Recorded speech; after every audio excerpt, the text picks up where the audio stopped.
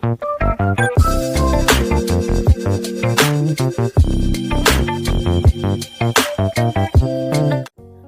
welcome once again to our channel Bioholic with your Friday educator Olivia.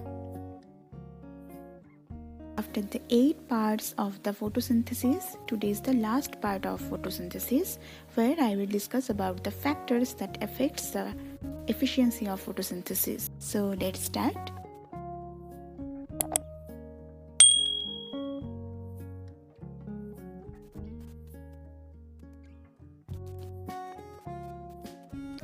From the last 8 parts, we have learned about everything about the photosynthesis.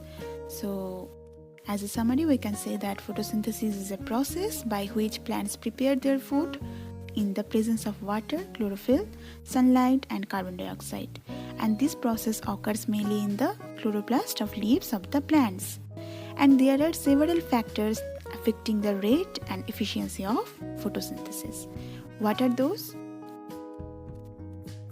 The factors of photosynthesis can be classified into 2 types, the external factors and the internal factors. The external factors are those circumstances or situations that affects the rate of photosynthesis, and the internal factors means anything within the plants or under the control of the plants that influences the rate and efficiency of photosynthesis. Okay, so the external factors that affect the photosynthesis process are temperature, light, carbon dioxide concentration, water, air pollutants, and oxygen.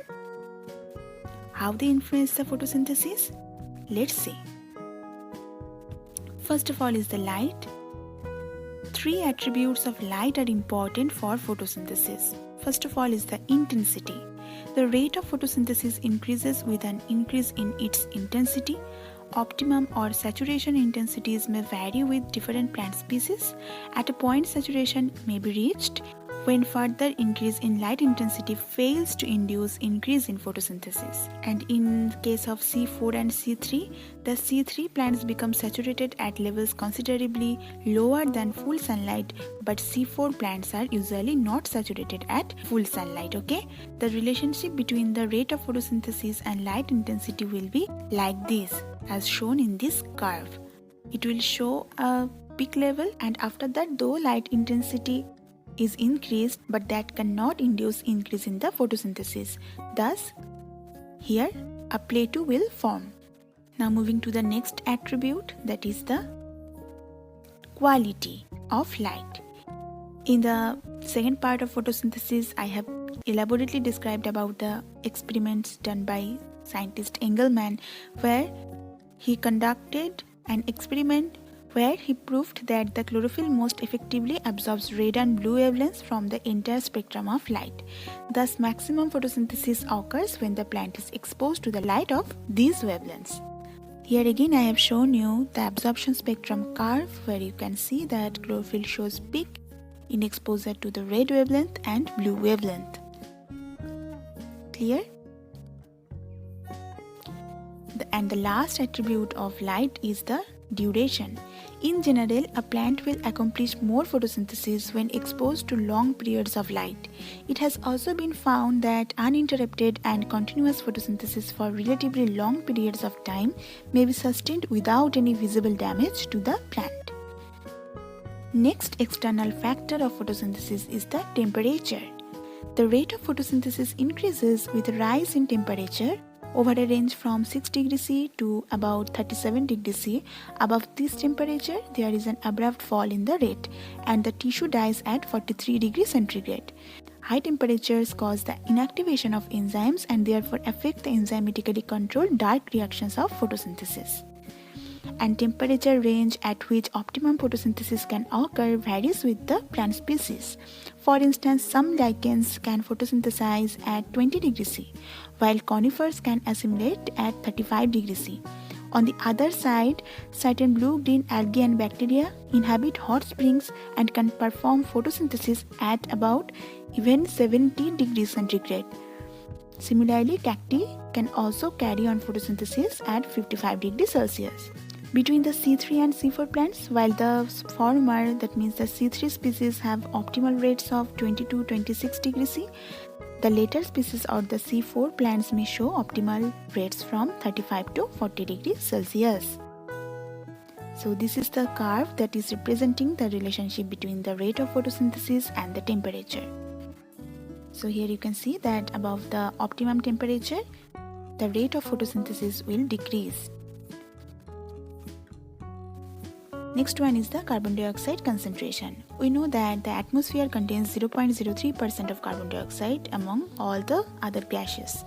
Plants take in carbon dioxide from the air, but since the amount of carbon dioxide in the air is very less, it acts as a limiting factor for the photosynthesis.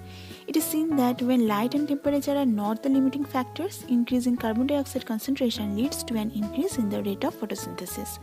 But beyond a certain limit, carbon dioxide starts accumulating in the plants, and this leads to slowing down the process. So excessive carbon dioxide inhibits photosynthesis, especially when it starts to accumulate. And this curve is representing the relationship between the rate of photosynthesis and carbon dioxide concentration. Now another important external factor of photosynthesis is the water. When there is a reduced water intake or availability, the stomata begin to close to avoid loss of any water during transpiration. With the stomata closing down, the carbon dioxide intake also stops, which affects photosynthesis. Therefore, the effect of water on photosynthesis is more indirect than direct, and lack of water causes dehydration of the protoplasm. That also affects the colloidal state, impairs enzymatic efficiency, inhibits photosynthesis, and dehydration may even damage the micromolecular structure of the chloroplast. Now the oxygen. Optimum level of oxygen are favorable for photosynthesis, and oxygen is needed for photorespiration in C3 plants, and the byproduct of photorespiration is carbon dioxide, which is essential for the photosynthesis. Also, the energy generated during the oxygen respiration is needed for the process of photosynthesis as well. However, an increase in the oxygen level beyond the optimum for the plants lead to inhibition of photosynthesis. In this curve, you can see the relationship between the relative rate of photosynthesis and atmospheric oxygen concentration. Another significant external factor affecting the photosynthesis is the air pollutant. Gaseous and metallic pollutants decrease photosynthetic activity. These include ozone, sulfur dioxide, oxidants, hydrogen fluorides, etc. Now, after the external factors, it's time to learn about the internal factors affecting the photosynthesis. First internal factor of photosynthesis, which is mostly important, is the chlorophyll. And other internal factors are the age of the plant and hormones, and also the leaf anatomy. So first one is the chlorophyll. Chlorophyll absorbs the light required to convert carbon dioxide and water into glucose. Leaves with more chlorophyll are better able to absorb the light required for photosynthesis. Second is the age of leaf. As a leaf develops, the rate of photosynthesis rises with the age till it becomes maximum at full maturity. Afterwards, the rate of photosynthesis begins to decline as aging or senescence brings about deactivation of enzymes and degeneration of chlorophyll. So by this curve, you can see the relationship between the rate of photosynthesis and the age of leaf. So young leaf shows an increased rate of photosynthesis till the maturing of the leaves, and after that, the rate of photosynthesis declines. Next is the plant hormones. We have learned about all the plant hormones before. If you missed the plant hormone videos, go and check our playlists. There you will find easily. So we know that cytokinins and gibberellins, which are plant growth regulators, increases the rate of photosynthesis, but the abscisic acid, which is a kind of plant growth inhibitor, decreases the rate of photosynthesis. And lastly, the leaf anatomy. Leaf anatomy influences the rate of diffusion of carbon dioxide into the mesophyll cells, also the availability of light, rate of translocation of end products, etc. The important anatomical structures influencing them are size, structure, position, and frequency of the stomata. thickness of epidermis and cuticle distribution, and number of vascular strands, size and distribution of intracellular spaces, etc. are also very important in case of the photosynthesis. Cran's anatomy is specific for the C4 plants. We already learned about what is Cran's anatomy. Leaves with Cran's anatomy are more efficient in photosynthesis because of the division of labor between mesophyll and bundle sheath cells. And yes, one of the most important factor of photosynthesis is the accumulation of end products. Slow rate of translocation causes accumulation of photosynthetic end products during afternoon. This reduces the rate of photosynthesis. And at last, another important thing is the Blackman's principle of limiting factors. This principle states that when a photosynthesis process is governed by more than one factor, the rate of the process, that is the photosynthesis, is governed by that factor which is closest to its minimum value. I think you have not understand this definition, so let's see an example.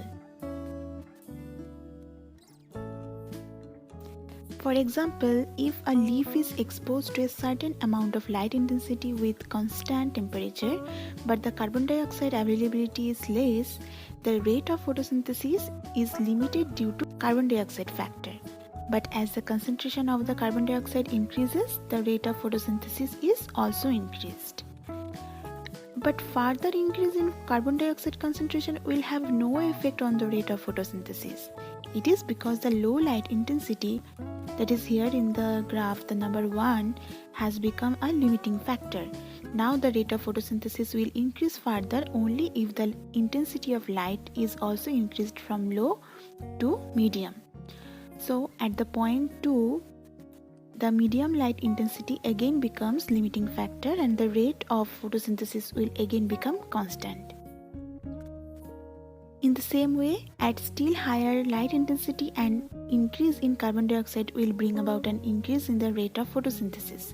And after the point 3, when the higher light intensity also becomes a limiting factor, further increase in carbon dioxide concentration will have no favorable effect on the rate of photosynthesis. So thus, it is quite evident from the above illustration that the rate of photosynthesis cannot be increased by increasing only one factor. Clear? So this is the end of the chapter photosynthesis in higher plants, and as always I will take a mock test in the next Thursday, 18th February 2021. So start your preparation, and also in that class I will discuss about the NEET questions of last 20 years, that means the year 2000 to 2020 regarding this chapter with their solutions. So don't forget to join the class and appear in the mock test to get a healthy score.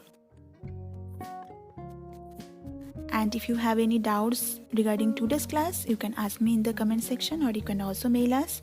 And the self-assessment test link regarding these factors affecting photosynthesis topic is in the description box. So here again you are getting a chance to evaluate yourself. And if you are new here, don't forget to subscribe our channel and press the bell icon to get all the future notifications. See you in the next Thursday. Stay tuned with Bioholic.